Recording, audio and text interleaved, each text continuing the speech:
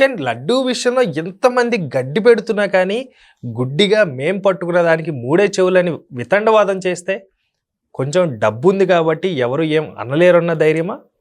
డబ్బుకి దానికి కాదు, వాళ్ళు అంటారు ఏంటంటే తప్పు జరిగింది కాబట్టి offence is the best way of defence. అంటే అసలు నెయ్యి తిన్నారు కాబట్టి బలం వచ్చిందా? అసలు నెయ్యి కాదు, ఆ నెయ్యి ద్వారా వచ్చిన డబ్బు తిన్నారు. వీళ్ళు నెయ్యి ఎక్కడ తిన్నారు?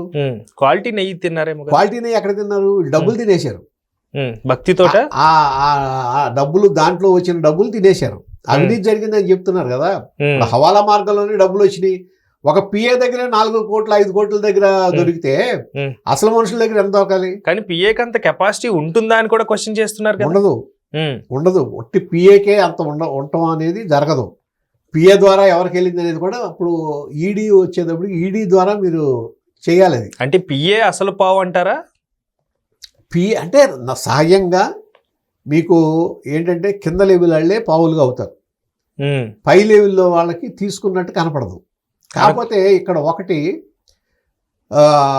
మీకు ప్రైమా ఫైస్ ఎవిడెన్స్ ఎక్కడొచ్చిందంటే 2021లోనే దీన్ని ఇది ఈ డైరీ నుంచి ఇచ్చిన నెయ్యి మీద అనుమానం వచ్చి మైసూర్ ల్యాబ్కు పంపించారు.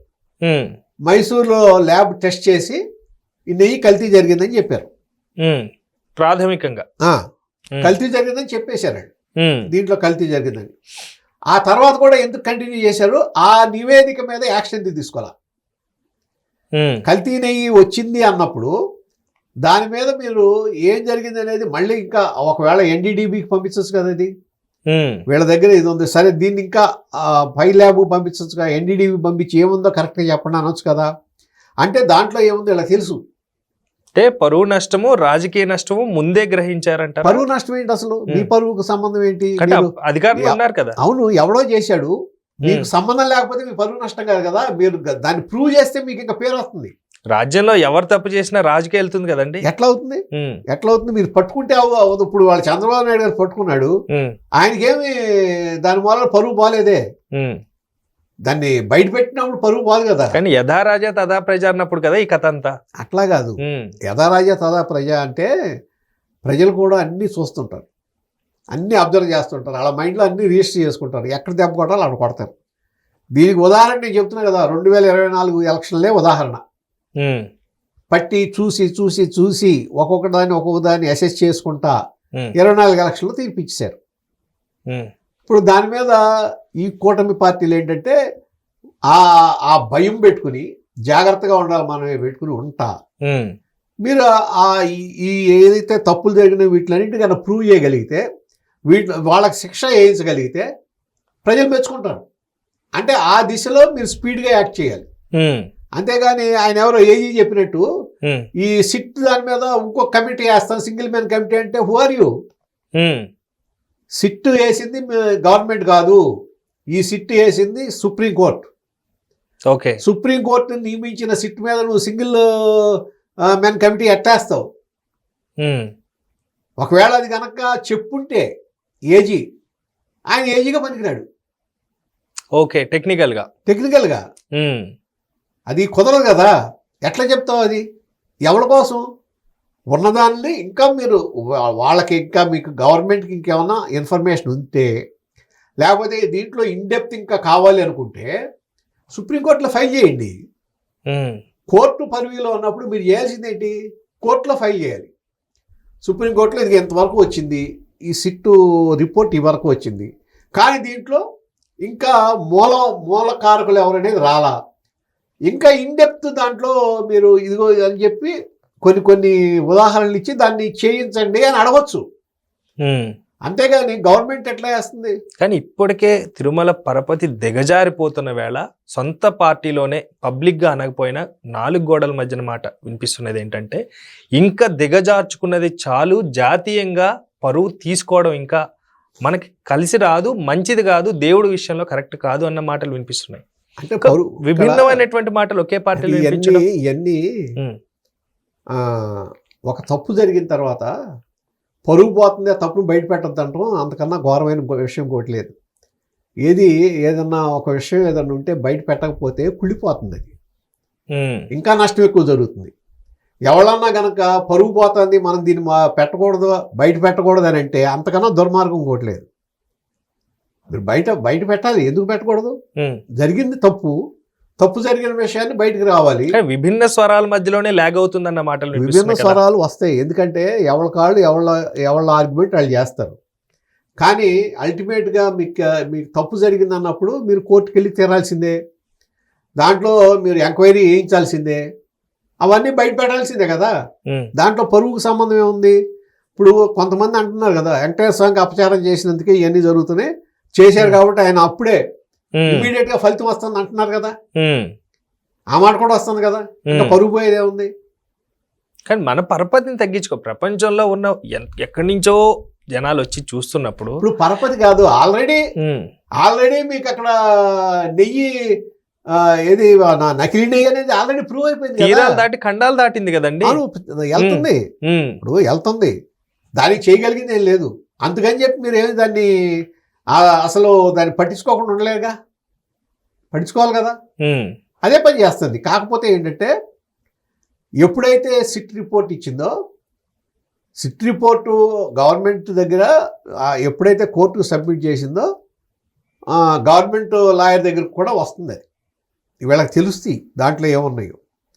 మరి వాళ్ళు అప్డేట్ చేయలేదో లేకపోతే సరిగ్గా చేయలేదో, ఒక పక్కేమో ఏది పాజిటివ్ ప్రచారం చేసుకుంటుంటే ఏమి తప్పు జరగలేదు, మీరు క్షమాపణ చెప్పండి అని చెప్పి వైసీపీ ప్రచారం చేస్తుంటే తప్పుడు ప్రచారం, దాన్ని ఎదుర్కొని తిరిగి రిటార్ట్ ఇచ్చే పరిస్థితిలో మీదయా తప్పుడు ప్రచారం చేయమాకండి, తప్పు జరిగిందని సిట్ ఆల్రెడీ ప్రూవ్ చేసేసింది.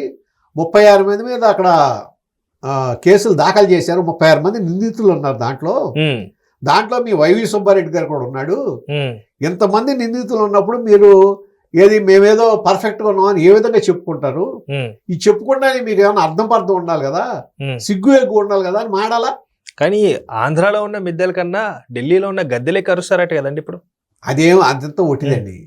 ఎవరి కాళ్ళు ఏంటంటే వాళ్ళ స్కిన్ సేవ్ చేసుకోవడానికి మాకు ఎవడో ఉన్నాడని చెప్పుకుంటారు, అంతే తప్ప ఇక్కడ ఏ విధంగానూ అటువంటి ఏమి జరగవు. అసలు ఆ పరిస్థితే ఉండదు. గవర్నమెంట్ చేసే పనులు ఆపమని చెప్పి ఇంకొక ఎవరు ఢిల్లీలో ఎవరో ఆపరు, ఆ పరిస్థితి రాదు. కాకపోతే ఏంటంటే మీరు ఒక దాంట్లోకి వెళ్ళినప్పుడు వాళ్ళని ఫిక్స్ చేసేటప్పుడు జాగ్రత్తగా ఫిక్స్ చేయాలి, ఎందుకంటే మళ్ళా వాళ్ళు దాని మీద మాకు అన్యాయం జరిగిందని చెప్పే అవకాశం రానివ్వకూడదు. మళ్ళీ గొంతెత్తి మళ్ళీ క్వశ్చన్ చేసే విధానం రాకూడదు, మళ్ళీ ఒకవేళ చూసిన ఎవరైనా భయపడేలా ఉండాలి. సో లాస్ట్కి ఇదంతా కొలికి రావాలంటే ఏం చేయాలండి? అంటే ఎక్కడి నుంచి నరికితే ఎక్కడ సెట్ అవుతుంది? ఏముంది, ఈడీ కూడా ఇమ్మీడియట్గా దిగిపోవాలి, ఈడీ విచారణ కూడా జరగాలి. ఈడీ విచారణ జరపమని స్టేట్ గవర్నమెంట్ అడగటం కరెక్ట్, అడగాలి. ఈడీ కూడా వెంటనే ఎంటర్ అవ్వమని చెప్పి, తర్వాత ఇంకా ఎవళ్ళెవళ్ళ మీద వీళ్ళకి అనుమానం ఉన్నాయో, ఎక్కడెక్కడ లూప్ హోల్స్ ఉన్నాయని వీళ్ళు అనుకుంటున్నారో దాని మీద కూడా ఇమ్మీడియట్గా ఒక నెల రోజుల్లోనో 2 నెలల్లో టైం పెట్టి దాన్ని కూడా విచారణ చేయమని చెప్పి సుప్రీంకోర్టులో వీళ్ళు కోరుకుని, అట్లాగే ఒకవేళ కాదు అనుకుంటే ఈ లడ్డు మీద మాట్లాడే అవకాశం ఎవరో మాట్లాడదానికి వీలేదని గాగాట తెచ్చుకోండి. ఓకే, ఎవడో మాట్లాడేటప్పుడు నోటికి తాళాలు పడతాయి, ఆ మాట ఇచ్చేయండి. లేదు నిందితులు ఎట్లా ఉన్నారు, ఇలా పరిస్థితి ఎట్లా ఉందంటే మీరు దాని గురించి మీరు సుప్రీంకోర్టుకి విన్నవించుకోండి. ఎంత జరగడానికి ఎంత టైం పడుతుంది? ఇంకో సంవత్సరం పడుతుందా, 2 సంవత్సరాలు పడుతుందా? అంటే అసలు కేసులు ఎప్పుడు తేలుతాయి తెలియదు కదా. ఇవాళ పరిస్థితి ఎట్లా ఉందంటే, ఇప్పుడు జగన్మోహన్ రెడ్డి గారు ఉంది, ఇప్పుడు ఎన్నేళ్ళు 14 ఏళ్ళు, ఇంతవరకు ఆ కోర్టు కేసులో మళ్ళీ రెండోసారి విచారణకే హాజరవ్వలేదు కదా. కానీ వైసీపీ మన న్యాయ వ్యవస్థలో లూప్ హోల్స్ అట్టున్నాయి. కానీ వైసీపీ నుంచి లేకపోతే చాలా పేరున్న పెద్ద మనుషులు ఏమంటున్నారండి, 24 గంటలు అది చేయలేదు ఇది చేయలేదు, ఇవన్నీ గాలికి వదిలేసి లడ్డు లడ్డు లడ్డు, ఎంతకాలం లడ్డు పట్టుకొని ఏలాడతావయ్యా అంటే జనాలు ఏం చేద్దాం అనుకుంటున్నారు? జనాలకి ఏం క్లారిటీ ఇవ్వాలనుకుంటున్నారు? అసలు ఎవరు అధికారంలో ఉన్న వాళ్ళని టార్గెట్ చేస్తూ మాట్లాడుతున్నటువంటి సో కాల్డ్ బ్లూ బ్యాచ్ అనుకోవచ్చు. అవును, వాళ్ళు లడ్డు అని ఎందుకు అంటున్నారు అంటే, మీరు తప్పు చేశారు కాబట్టి దాని మీద ఎందుకు అంటున్నారు. కాదు, ఒకవేళ కాదు అనుకుంటే మీరు గవర్నమెంట్ ఎక్కడ తప్పు చేస్తుందో దాన్ని అడగండి, అసెంబ్లీకి రమ్మానండి, జగన్మోహన్ రెడ్డి గారిని అసెంబ్లీకి వచ్చి అడగమానండి, అసెంబ్లీలోనే లడ్డు గురించి మాట్లాడమానండి. మీరు మా మీద నిందలేశారు కాదని చెప్పమానండి. అప్పుడు ఈ సిట్ రిపోర్ట్ తీసి గవర్నమెంట్ కూడా సమాధానం చెప్తుంది. సిట్ రిపోర్ట్లో ఏముందో చెప్తుంది, అఫీషియల్గా వస్తుంది. అడగమనండి. ఎవరికాళ్ళు ఏంటంటే ఒక ప్రెస్ స్టేట్మెంట్ ఇచ్చేసి ఇక అదే పర్ఫెక్ట్, నేను వదిలేసాను మీరు వినండి అంటే కాదు కదా. మీరు పెట్టండి, చర్చ పెట్టండి, అసెంబ్లీలో పెట్టమనండి, ఆయన రమ్మనండి, వచ్చి చర్చించమనండి. అప్పుడు మీకు నిజాలు ప్రజలకు కూడా తెలుస్తాయి. కానీ ఈ రోజు కొత్త కాదు కదండి కోర్టుకు వెళ్ళాల్సి. ఒకవేళ కోర్టుకు వెళ్ళాల్సి వస్తే ఈ రోజు కొత్త కాదు కదా. కోర్టుకు కాదు నేను అన్నది, అసెంబ్లీకి అంటే అసెంబ్లీకి రావడానికి ఆ విషయం అసలు పూర్తిగా మర్చిపోయారు. అవును, అసలు అసెంబ్లీలో ఎన్నికయ్యామన్న విషయం అయినా వాళ్ళు మర్చిపోయారో గుర్తుందో కూడా వాళ్ళకే తెలియాలి. ఎందుకంటే ఎన్నిసార్లు ఎంతమంది అరుస్తూ ఉన్నా, చెప్పినా, రిక్వెస్ట్ చేసినా, బతిమాలినా రానటువంటి ఎవడో అక్కడ కరుడు కట్టారనుకోవాలా. బూతులు మాట్లాడిన ఓ చీఫ్ మినిస్టర్ని నోటితో బూతులు మాట్లాడిన అంబటి రాంబాబు పెద్ద మనిషి అంటున్నాడు ఆయన. అంటే తలపండిన వ్యక్తి కదండి, తలపండిన వ్యక్తి అనుకోవాలి. పెద్ద మనిషి, చాలా పెద్ద మనిషి, కాపు కులానికి ఆయన పెద్ద ఐకాన్ అని చెప్తున్నాడు. ఏంటో అసలు ఆ మాట్లాడటం ఏంటో, ఏం మాట్లాడుతున్నారో అర్థం కాదు. ఇకంటే ప్రజలు గొర్రెలు అనుకుంటున్నారు, మనం ఏం చెప్తే అదే కరెక్ట్ అనుకుంటున్నారు. ప్రజలు గొర్రెలు, మనం ఏం చెప్తే అది ప్రజలు నమ్ముతారు అనుకుంటున్నారు. కానీ చెప్పింది నమ్మలేదని ఇంకా అర్థం కావట్లా. మీరు చెప్పినవి నమ్మితే 24 గెలిచేవాళ్ళు.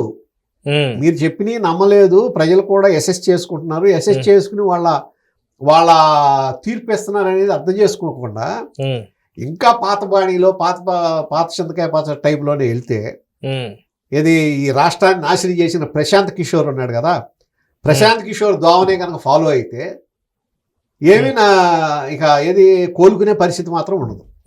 అంటే చింత చచ్చిన పులుపు చాలదంటారా? ఇంకేముంది చెప్తున్నా కదా, అదే పరిస్థితి కనుక వెళ్తే, ప్రశాంత్ కిషోర్ పరిస్థితి అతని బాటనే కనుక ఫాలో అయితే పార్టీ పరిస్థితి కూడా అట్లా ఉండదు. అంటే ప్రశాంత్ కిషోర్ పేరులోనే కానీ ప్రశాంతత మనకు ఉండదు అంటారు. అశాంతి కిషోర్ అయితే అసలు రాజకీయాలను భ్రష్టు పట్టించింది అతను, రాజకీయాలను ఇంత దిగజార్చింది అతను, ఆంధ్రప్రదేశ్ రాజకీయాలను ఇంత దరిద్రంగా చేసిందే ప్రశాంత్ కిషోర్. అతనంత పాపాత్ముడు ఇంకోడు లేడు. రైట్, మిగతా విషయాలు నెక్స్ట్ డిబేట్లో మాట్లాడుకుందాం sir. Thank you for your valuable time. Thank you.